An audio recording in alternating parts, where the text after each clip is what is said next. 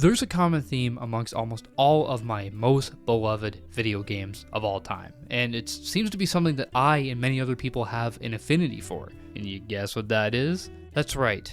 They're dark, they're atmospheric, and most prominently, they're depressing. They're really depressing. But it seems kind of counterintuitive, right? Right? Why would someone frequently seek out and indulge in experiences that are really dark and depressing and have, sad themes in them? Don't you think it would be counterintuitive to one's mental state and, the normalcy of their emotions, especially if they're having a bad day? Maybe the better question is, why are a lot of these thematically dark games critically acclaimed titles? They resonate with gamers in one way or another, and today I kind of want to look into that, because it really intrigues me why so many people seek out, really sad games for enjoyment. But we can't get into this thing without first talking about minor spoilers. I do mention a few things that you may consider a spoiler. I don't really talk too in depth about the narratives of these games, but I do talk about like Red Dead Redemption 2, Silent Hill, The Last of Us Part 1 and 2, Soma. I don't really talk that much about their narratives, but I think I do for Silent Hill 2 a little bit, and I'll let you know when we're getting to it so I can tell you the spoiler warning. So I don't think you really need to click off the video. I just wanted to throw it out there. But now that that is out of the way, we can talk about some sad games.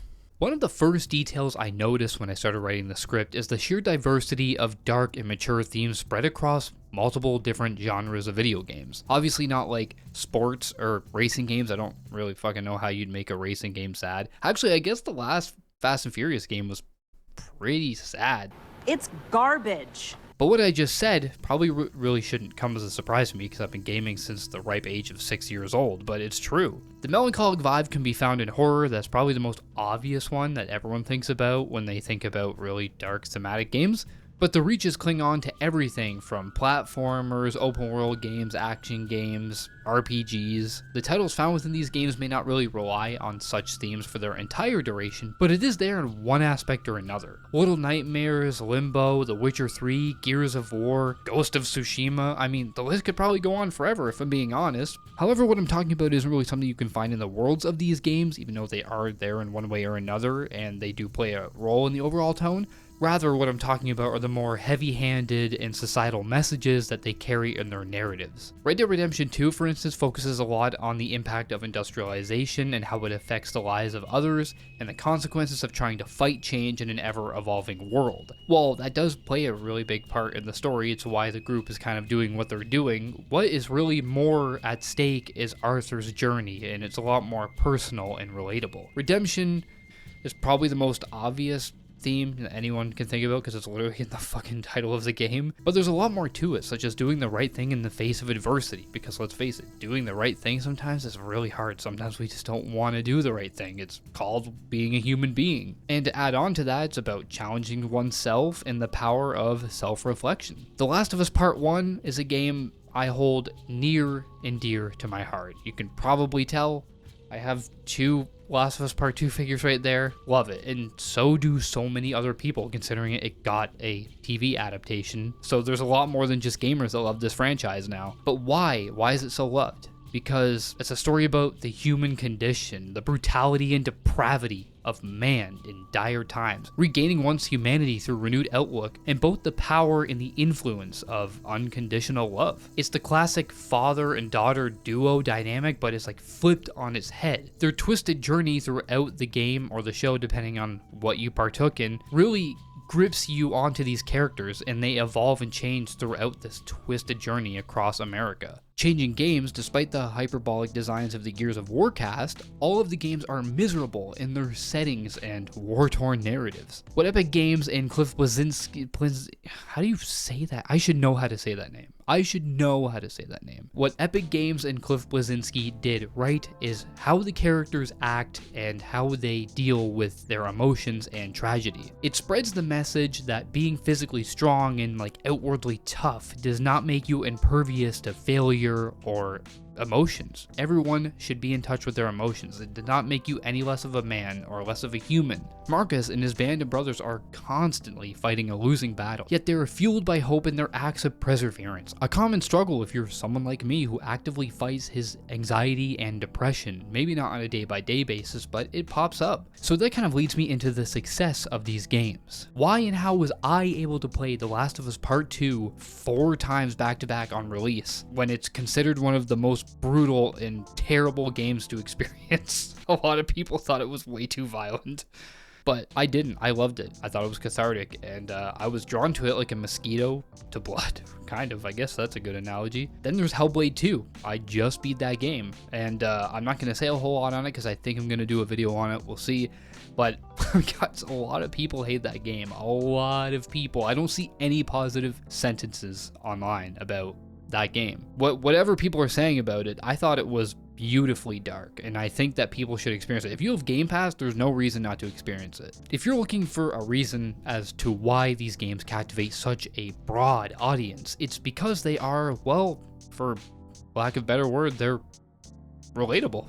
Maybe not in specifics, because nobody is walking around a fungal infection apocalypse with their surrogate daughter. It's not like that. But the hardships and the struggles that these characters face and their journeys are often really relatable to the struggles that people have to overcome every day of their lives. Life is not easy.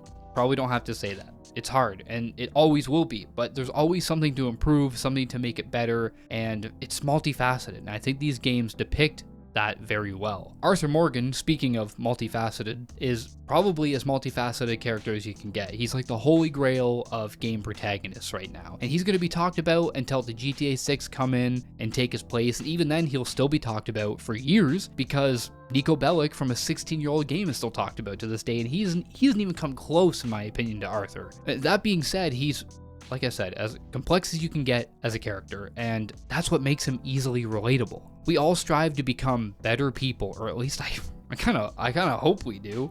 We've all carried out roles in our lives we didn't want to out of loyalty or love, and everyone, I don't care what anyone says, everyone has been the bad guy at one point in time. Now, if we do a 180, that's a 360.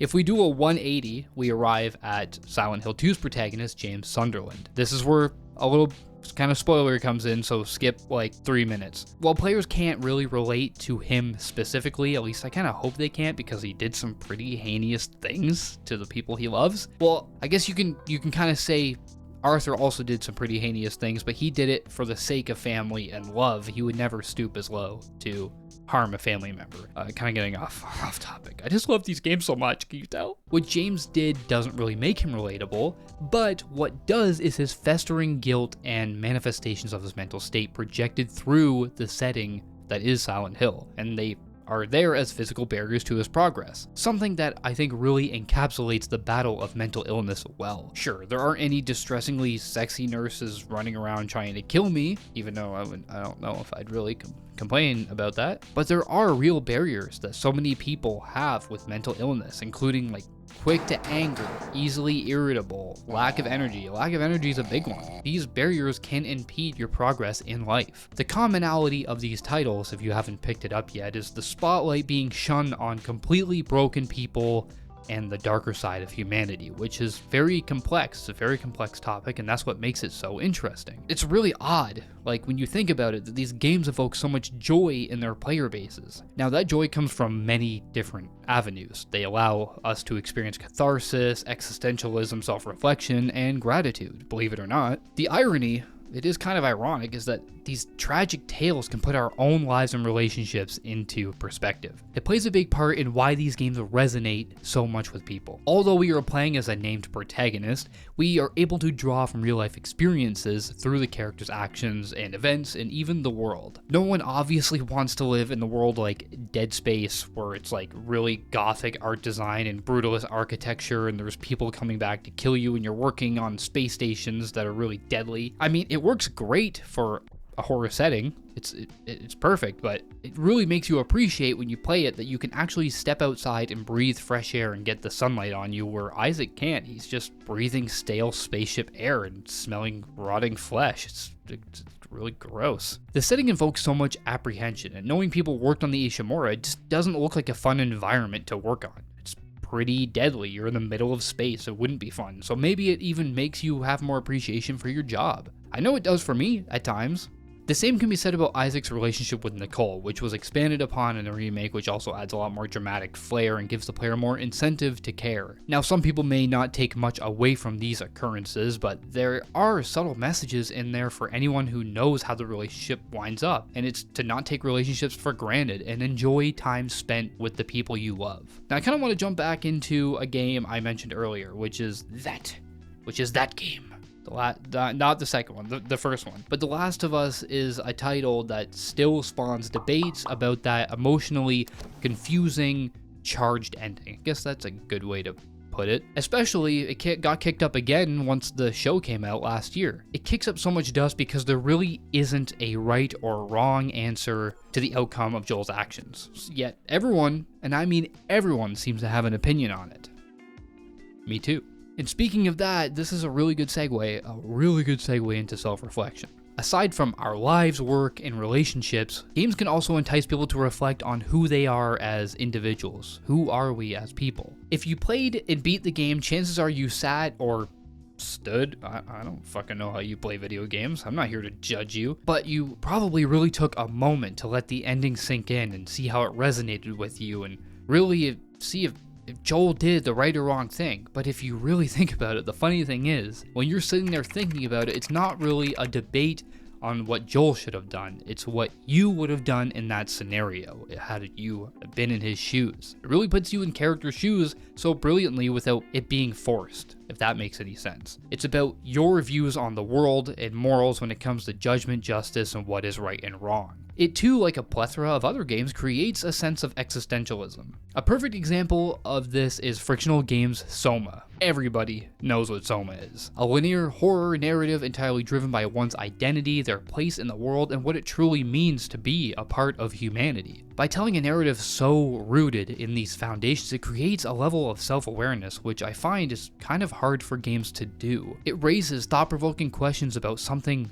we all face. Let's face it, guys. Let's face it. We all face it. What is our purpose in life? What is our purpose in life as individuals as well as a collective? Do our bodies reflect our humanity, or is it more about our personalities and how we have the ability to perceive and feel the world around us? Soma is not really a game that is ever going to be remembered for its engaging, inventive gameplay mechanics. In fact, I'd say it's rather dull in that area, but what isn't dull is the story. It stands the test of time because it uses intricate philosophical debates that the world has pondered over hundreds and hundreds of years. Our lives have meaning based on our own actions, and we have the power to define ourselves and make the life that we want. Instead of having what some people may think, and if you want to think that, that's totally fine, but a preconceived destiny. I mean, all of these are really heavy subjects to take into consideration. But then they also add on to it by pairing it with that incredibly isolating setting, just stuck at the bottom of the ocean in a decrepit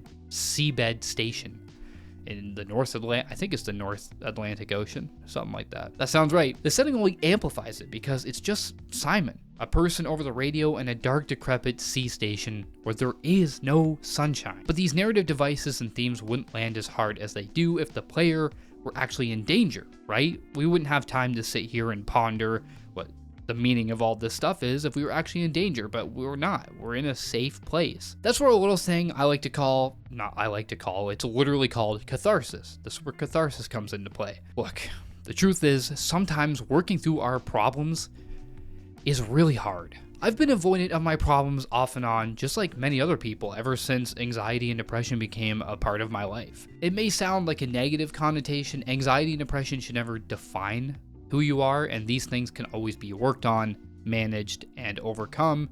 Trust me, it works. But with that said, facing a dilemma still can be difficult. Nobody really wants to face a dilemma. It's hard. I have a little anecdote for this video and this topic. If you don't want to listen to it, that's totally fine. Just skip to the timestamp on screen. But it pertains to the video, and it's about gaming. I was introduced to gaming very early on in my childhood when I was around like 6 years old. As much as I like to deny it back then, though, it quickly became a part of my identity, but also it became a slight addiction. I played the N64 with my brother at relatives' houses, and my family did have a computer with like racing games and I think Rayman Legends all the way back in the 90s on it, and it was fine, but everything really changed for me when I got my first Xbox. That's all I wanted for years. I wanted Halo. That's the only game I wanted, and when I finally got it, I think 2 years after the Xbox launched, it changed my life. I was so entranced with the world, the music, the gameplay, the story, and it quickly became a way for me to cope with the bad times in life. I think it's the only game I really played consistently for probably 2 years after I got it too. Something about it just clicked for me. I just don't know what it is, but it ended up becoming my way to cope. If I had a bad day, you bet your fucking ass I was gonna go home and play it until I had to go to bed. I spent a lot of time in the hospital as a kid for various health reasons, and Halo saved me there too. It got me through so many bad times, while also allowing me to experience and vent my emotions in a safe place. More importantly, it gave me a sense of power. Master Chief was an unstoppable force to be reckoned with. Couldn't stop him, he's a superhuman. He felt and just gave off that power that I didn't feel like I had in real life, that I never thought I'd have in real life. What else can you call that besides cathartic? It's cathartic in the same way that crying can alleviate pent-up sadness. I know that crying is considered a negative action of an emotion that our society doesn't really like to deal with, but it's a good way to regulate one's emotions. These games allow you and me to experience dark subject matter and emotions without the fear and intrusion of anxiety. At least I hope you're not having anxiety when you're playing these games. I usually don't, which is good. They allow us to detach from the outside world, and our brains know that we are not part of this. We know that it's not directly correlated to us. And that's because our brains are just something magical, something that we'll never fully understand, but I love it. I love this guy. Even though sometimes he hates me. Sometimes he hates me, I love him. Got him beat. Many of us seek out these works of art to be immersed, to feel, and to be challenged intellectually. But the thought of just intentionally playing through a devastating narrative for a cathartic release is kind of wild, isn't it? I mean, we don't go watch a comedy movie to feel sad. That wouldn't make any sense. But here we are playing games that make us cry, which end up making us happy. It's so weird. And that, to me, is a major reason why I love gaming so much. It's not just a hobby or a pastime for me, rather it's an integral part of who I am. They aren't just lines of code to me, and their development teams aren't just black and white in their ideals and ambitions. It may sound incredibly silly to say this, it probably will, but I didn't have a lot of traditional role models growing up. I mean, eventually once I got into high school, I started looking up to Eminem a lot. Who was the other one? I can't even remember. Oh, Arnold Schwarzenegger, another really good role model, but growing up when I was younger, a lot of my role models were just the teams behind these games because I couldn't fathom how they were coming together as a collective and being able to make these experiences that just change the way you think and give you a release. Plus, they're interactive, and it's the reason why, movies will never be able to touch video games. You feel like you were actually a part of these worlds instead of just watching it unfold in front of you. And that's the reason why the gaming industry has just soared past film in recent years. It's been a while. Actually, I looked up some statistics for this because I kind of found it crazy. So in 2022, film grossed $77 billion worldwide as an industry. Well, gaming, 77 billion, that's a lot of money. That's crazy. But in the same year of 2022, gaming grossed $347 billion. That's more money than I'll ever see in my life. I could live 400 years and I would still never see that kind of money. That's fucking wild. That really puts everything into perspective. And that profit margin is more than quadruple what film made in 2022. And it's only probably going to keep going up. So, it puts it into perspective. When you take everything into consideration that I kind of talked about in this video, it's pretty easy to understand why these games are so loved. Just like film can, it makes you feel, question, and relate to all different aspects of life, but it's entirely interactive. It can help heal wounds, put our lives into perspective, make us challenge our views, and just generally make people happier. That sounds like a plus to me. Now, I may have come across super smart in this video, but I will say that I did do research for this video. These were not all my own thoughts, and the articles that I looked into for this video are going to be linked in the description. I highly recommend that you go read them. I think they're very, very fascinating. I think that's really all I have to say. I love video games, but not just any video games. I love depressing video games. And if you liked this video, please be sure to like, comment, subscribe, all that fun stuff. Do it because it helps me. I mean, if you like the video, if you didn't like the video, what are you still doing here? I don't fucking know. But that's it. Oh, it's so hot in this room. You guys have no idea. Oh my god, it's so hot. Okay, I gotta end this video. Good night and good lunch. All right. Oh, I gotta go.